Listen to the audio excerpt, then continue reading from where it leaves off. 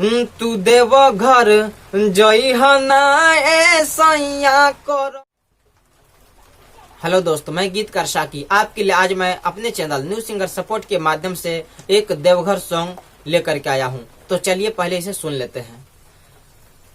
दोसर बेर ढरिहा तू बाबा के जलावा, कान खे जाना तारा तू दुनिया के हलावा।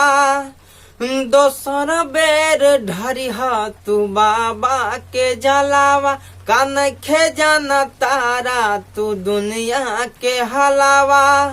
भोलो त जाना तारे सभे पराता निताहार पैया, तू देव घर जई ना ए सैया कोरोना के नहीं खेदबैया।